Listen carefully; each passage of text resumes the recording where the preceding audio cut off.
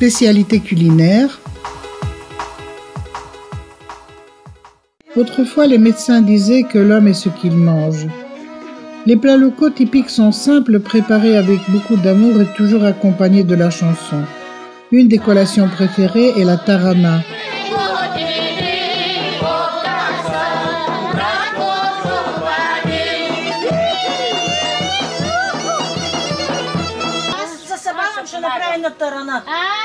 Много война тарана, тъй че с лук като разбият, гостите тъй ще събалим, ще закусят с тараната. C'est un vieux plat d'origine thrace que l'on continue de préparer surtout à la campagne.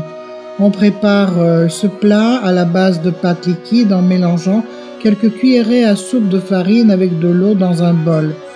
On fait bouillir 2 litres d'eau dans une casserole en y ajoutant de la graisse, du sel, du poivre et du paprika. On verse la pâte liquide dans l'eau bouillante avec les épices et on laisse bouillir jusqu'à un léger épaississement du mélange. À la fin, on y ajoute des croûtons de pain grillé ou de vieux pain. On attend un peu pour que le pain absorbe la bouillie et on sert la tarhana toute chaude à table.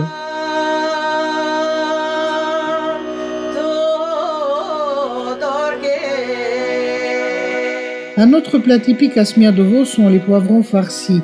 Il a conservé également son nom turc, la doulma.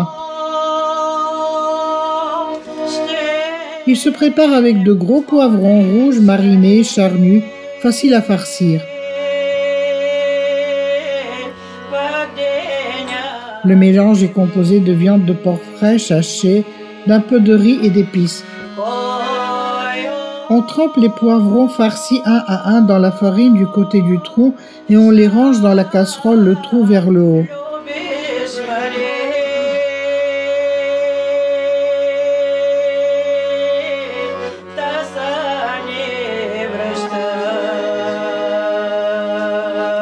Ensuite, on pose dessus une assiette pour les couvrir et les appuyer pour ne pas trop bouger. Et on fait cuire 1h30 à température moyenne. Une fois que les poivrons sont cuits, on lit par l'ajout lent de 2 jaunes d'œufs.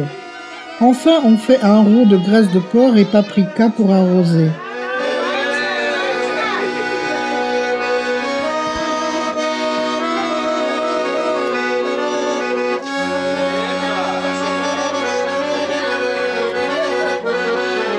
La mlečanica est une sauce délicieuse qui peut être consommée également comme une crème salée.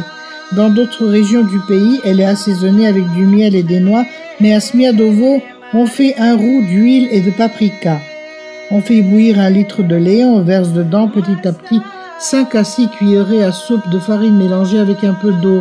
On y ajoute du sel et on remue avec une cuillère en bois jusqu'à l'épaississement du lait.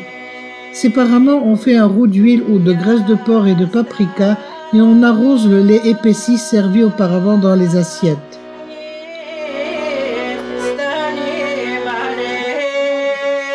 Les platékis sont une spécialité nécessitant une certaine habileté à modeler la pâte. Pétrie avec de l'eau, du sel et un peu de vinaigre, la pâte est divisée en balles que l'on roule en feuilles très minces. Ensuite, il faut plier chaque feuille comme une enveloppe et la fermer avec une légère pression des doigts pour ne pas s'ouvrir. On les fait cuire directement sur la plaque chauffante. On enveloppe les platékis cuits d'un chiffon doux et ainsi on peut les garder très longtemps sans se gâter. Pour les préparer comme collation ou garniture du plat principal, on fait chauffer de l'eau avec un peu de sel et de l'huile ou de la graisse de porc et on trempe les platékis une à une pour les sortir tout de suite après déjà baignées et bien douces. On peut leur ajouter dessus du fromage râpé, du miel ou de la confiture.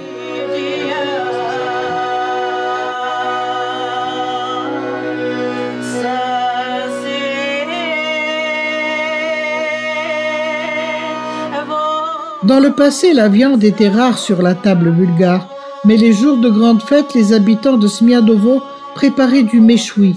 Les gens de tout âge se rassemblaient pour se régaler et s'amuser. Quoi de plus bon et donnant plus de force à l'homme que de la viande d'un jeune agneau ou bélier rôti à la broche.